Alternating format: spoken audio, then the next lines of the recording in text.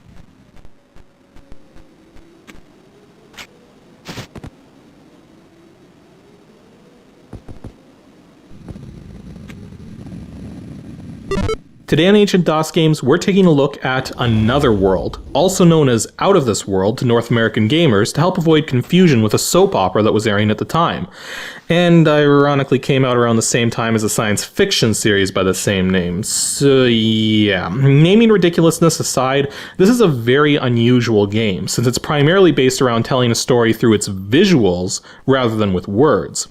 And using primarily visuals to tell a story is a very difficult thing to pull off successfully, but when it's done right, it can leave a lasting impression on the player.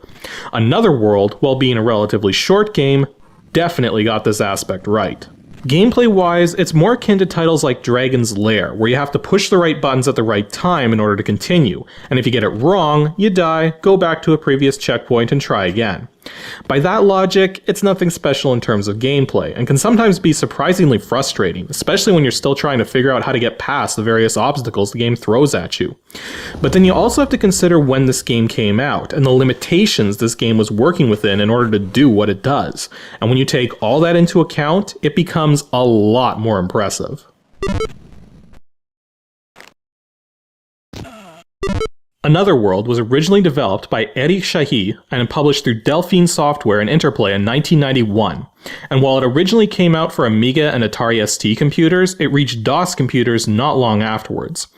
It's difficult to really nail down the genre of this game, but the closest approximation would be a one-player platformer, since there is actually a surprisingly large amount of platforming in this game. It supports Tandy, EGA, and VGA graphics adapters, all running at 320 by 200 resolution using 16 colors.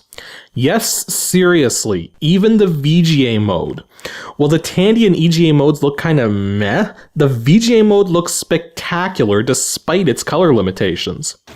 It also supports digitized PC speaker sound and music, along with the Roland MT32, AdLib cards, and Sound Blaster cards. Supposedly, the AdLib support can also play back digitized sound, which would be ridiculously cool if it was true, but my attempts to get it working in DOSBox sounded garbled and weird, so it might be something that only works properly on real hardware. As for its current release date, it's still commercial, and you have a few options available to you if you want to get this game. If you want to try a modern remake that's inexpensive and allows for both the original visuals or enhanced visuals, you can get the 20th Anniversary Edition on Steam for $10 at store.steampower.com. If you're not looking to collect the game and just want to play it, that's your best option. There's also mobile versions available for those of you with cell phones, and a couple homebrew releases for the Game Boy Advance and Atari Jaguar, but finding information about these particular versions has proven kinda difficult. Original copies of the game can be found on numerous platforms, so finding a specific copy for a specific system for a good price can be kinda tricky. Typically, copies of this game range from $5 to $30, depending on the system it's for, whether it's fully boxed or not, if it's a later release or an earlier release, etc, etc. My copy happens to come from the Interplay's 10-year Anthology Classic Collection disc, which might actually be the best route to go if you're trying to avoid copy protection, since some of the original versions of this game included a code wheel for that purpose. Regardless of anything, the game's not all that rare, so if you're not being picky about what version you want, then you'll have no trouble finding a copy. Since the game primarily revolves around its story, I'm not going to give too much away. In fact, because of how short the game is, there's not really much to give away. Basically though, you play the role of a young nuclear physicist by the name of Lester Knight Chaikin, who's on the verge of a major discovery using a newly completed particle accelerator. Thus he decides to go in late one stormy night to get some work done. Now, there's something here in the beginning that really caught my attention, and I don't think a lot of people would notice if I didn't point it out.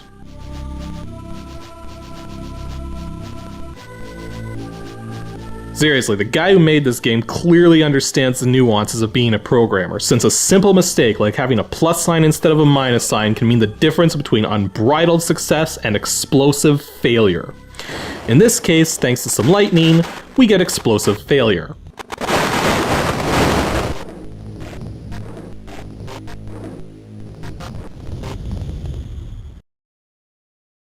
Following this, Lester finds himself teleported into a pool of water in another world different from our own, filled with dangerous and deadly creatures, and your task as Lester is basically to survive.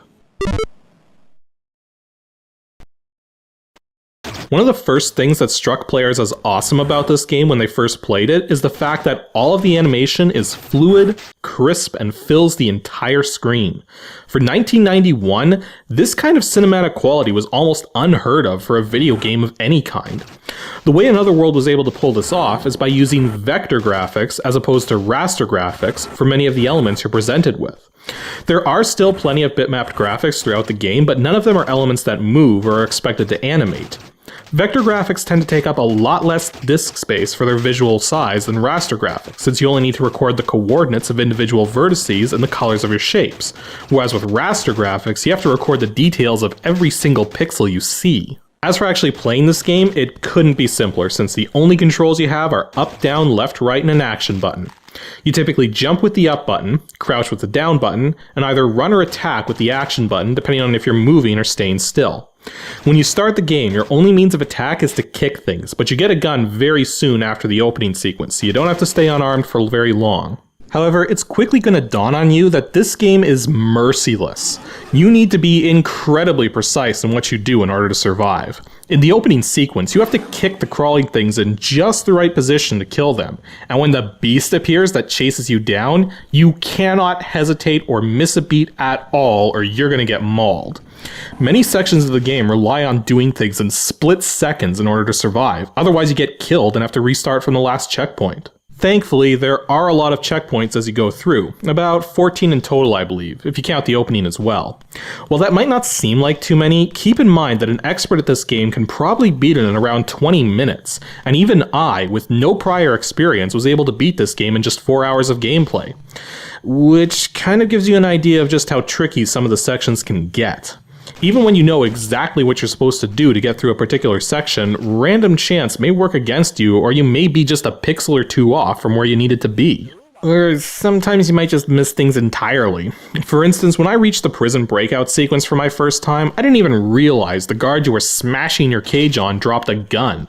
Naturally, picking up that gun helped me get further, but then I was stuck trying to figure out where to go following, since you have 3 choices, one of which was a dead end, one of which was a dead end with a guard, the other of which was some kind of door which didn't want to open. This is when you're either going to give up or realize that your gun actually serves 3 purposes. By default, the gun fires simple laser shots when you press the action button, and you can fire from either a standing position or a crouching position. A single shot is enough to kill anything. However, the same applies to you, so you need to be extra careful. When you hold the action button down, the gun will build up a small charge on the front, which can be released to form a shield in front of you that can buffer away enemy attacks. The only thing to keep in mind is that these shields have no effect on physical entities, so you can not only walk through them yourself, but enemies can walk through them too. However, if you continue to charge your gun past its shield orb level, the pulse on the front will get extra large, and when you release the fire button, a massive burst of energy will be shot out, capable of taking out shields in a single hit, or even taking out doors and walls under various circumstances. This action, however, drains quite a bit of gun energy, so you need to be sure not to abuse it, and to only use this ability when it makes the most sense to do so. Yeah, well, it doesn't show up on screen anywhere. The gun has a limited amount of energy stored inside.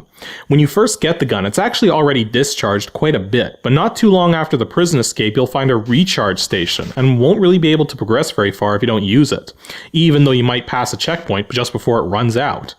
Thankfully, because the game is pretty linear, it knows what you need to be doing and when in order to succeed.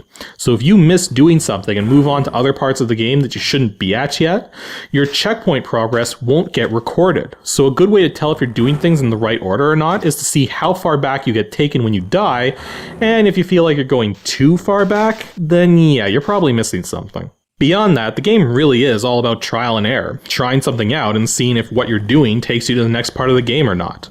Sometimes this works out smartly enough, but there are times when it can be difficult to figure out if you're going the right way or not. A great example are the falling rocks in the caves. The first set of rocks are easy to dodge, you just run right past, but the second set will crush you if you attempt to run straight under them. Worse still, one of the 3 rocks of the second set remembers the position you were in when it started falling the first time, and will continue to fall in that spot. So if it's too close to the other 2 rocks, you won't be able to get through this section at all unless you die and try it again. And even then, the timing is so incredibly short to safely make it under these things, you're going to be questioning the entire time if you're even doing it right or not. The only other thing to mention really is that the enemies do get smarter the further in you get. Some of the last enemies you face are actually smart enough to rush any shields you set up yourself if they're really close to them, since you probably won't be able to hit them by the time they rush your own shield and shoot you through it. And some enemies are even able to charge up shots to blast your shields down, though these enemies are usually pretty lax about their own protection. Some enemies are also impossible to shoot down with your gun alone and require more creative strategies to get past them. There's only 2 things I don't like about Another World. It's very short and needlessly difficult, but for a cinematic game that came out in 1991, it does exactly what it set out to do. Tell a story through its visuals while guiding the player along and not forcing them to replay huge portions of the game if they mess it up. Granted, if your gun runs out of power, it is actually possible to become trapped under certain circumstances and have to put in the code for your last checkpoint to get back on track. Still, while there's not a lot of reasons to replay this game, it's definitely worth a full playthrough at least once, even if this isn't quite your style of game that you'd enjoy, simply because there's very few games like it. As for DOSBox settings, you need to set cycles to max, otherwise it will go incredibly slow, though some sections of the game go slower or faster than one might expect, regardless of how your cycles are set. So I imagine those are actually coding glitches instead of intended speed changes. I haven't played any of the enhanced versions yet, so I don't know for certain. Anywho, that's all for today's episode of Ancient DOS Games. Next week is episode 125, the last episode of the year, though there'll be a few fillers following to pass the time while I work on other projects and prepare for the next 25 episodes starting in January of 2014. Suffice to say, we're going to need to end on something that's made of wind, so we're going to take a look at a game next week that lets you fly through caves, a feature its predecessor did not have. If you know what game that could be, then send your guess to adg@pixelships.com and stay tuned for next Saturday as we draw 2013's ADG episodes to a close.